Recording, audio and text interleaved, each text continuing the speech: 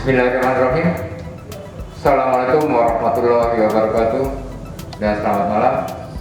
Hari ini Selasa tanggal 28 April tahun 2020, kami dari Satgas Pemantauan Pengendalian Penyebaran COVID-19 Kota Palu akan merilis updating data pemantauan COVID-19 untuk Kota Palu.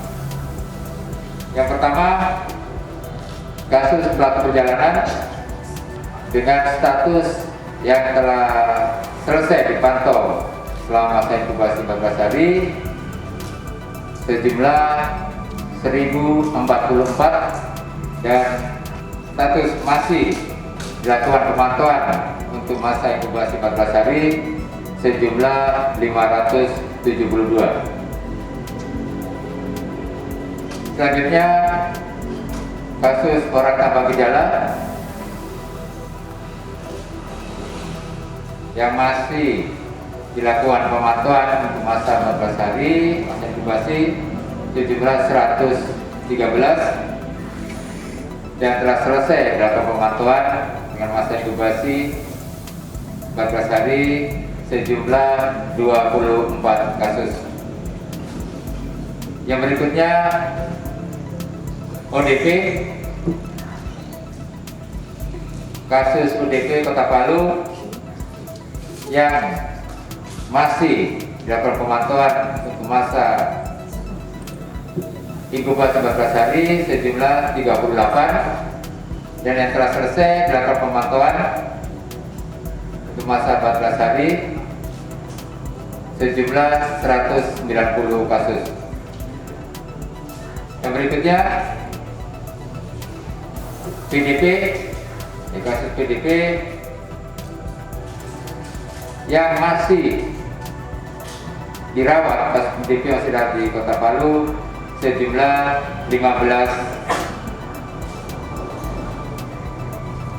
kasus.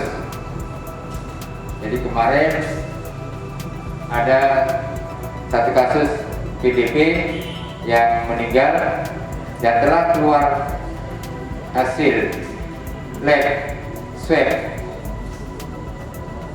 dinyatakan negatif. Jadi kasus PDP yang kemarin Kota Palu meninggal, hasil labnya telah dinyatakan negatif. Jadi PDP dia non COVID. Ya. Sekali lagi, hasil lab yang keluar dinyatakan dia negatif.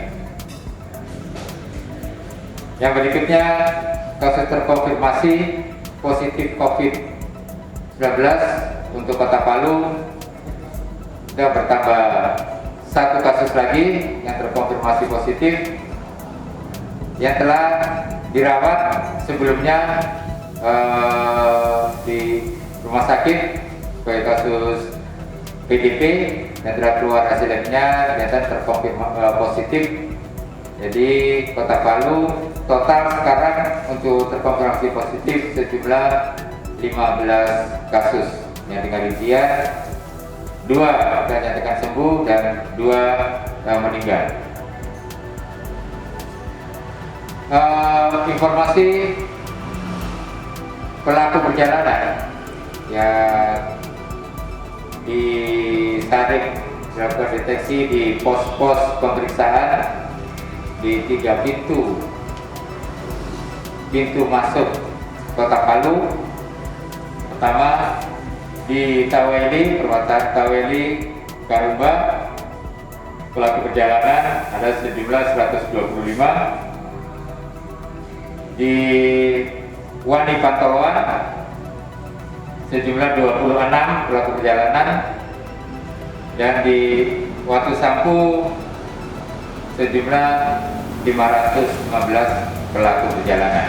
Ini data per tanggal 27 kemarin. Jadi pelaku perjalanan yang berhasil dideteksi di pintu-pintu masuk Kota Palu. Nah, mungkin itu rilis updating data untuk pemantauan COVID-19 Kota Palu. Selanjutnya ada tambahan dari Kepala Dinas Pendidikan Untuk beras masuk ke Kota Palu sekitar 37 ton, gula juga demikian sekitar 10 ton.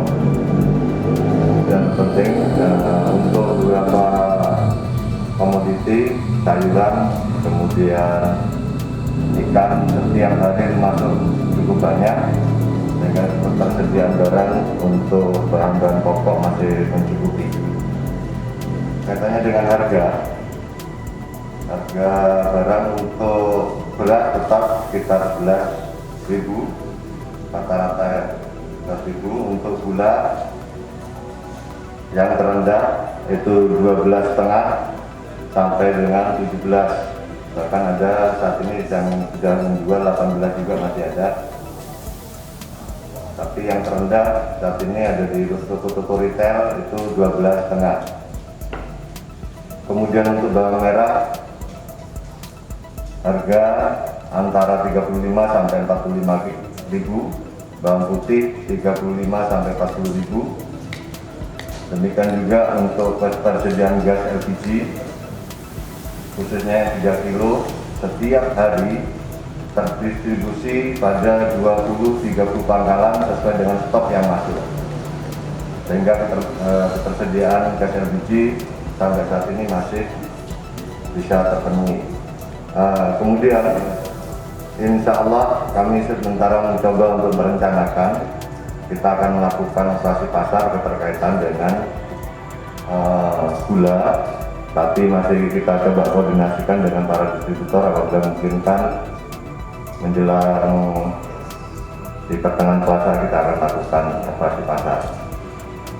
Selanjutnya, informasi tambahan, saya berharap untuk para pedagang di 10 pasar yang berada di Kota Palu, khususnya pasar harian yaitu Manonda dan Masomba, mulai kemarin para petugas sudah saya perintahkan untuk melakukan sweeping agar para pedagang menggunakan masker di setiap penjualan, bahkan kalau memungkinkan para pedagang kita harapkan menggunakan kaos tangan. Demikian juga para pembeli kita akan sarankan untuk menggunakan masker, sehingga kita berupaya untuk memutus mata rantai daripada COVID ini dengan cara mari bersama-sama kita menggunakan masker. Saya kira itu tambahan dari kami. Lebih kurangnya mohon maaf. Wassalamualaikum warahmatullahi wabarakatuh. Pasien di Rumah Sakit Angkasa yang terkonfirmasi positif itu sudah dijelaskan tadi bahwa ada 5, namun hasil briefing kami dengan tim medis bahwa kondisi semua pasien yang terkonfirmasi positif dalam keadaan umumnya cukup baik, ya. Jadi hanya harus tetap dalam kondisi di isolasi, kemudian menunggu swab berikutnya, ya. Jadi kita patut bersyukur untuk Rumah Sakit Angkasa belum ada tambahan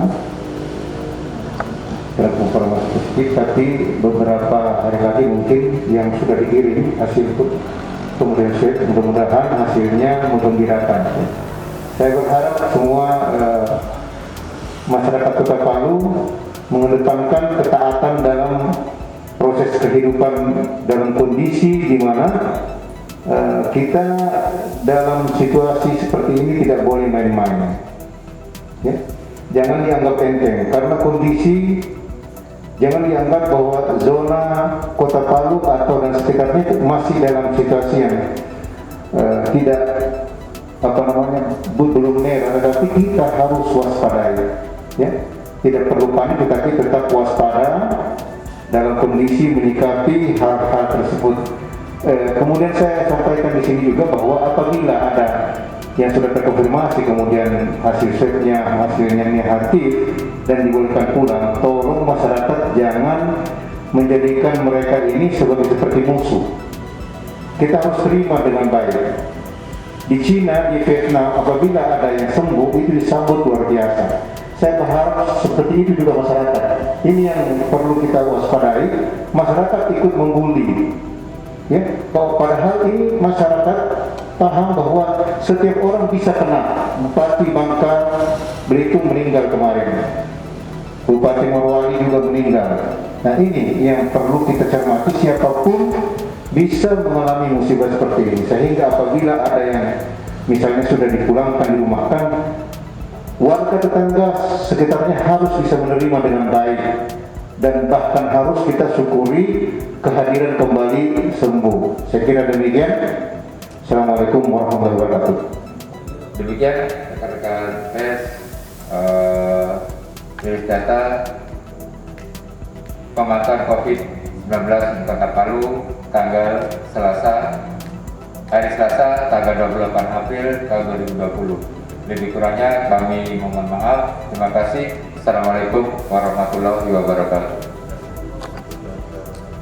Kita lawan COVID.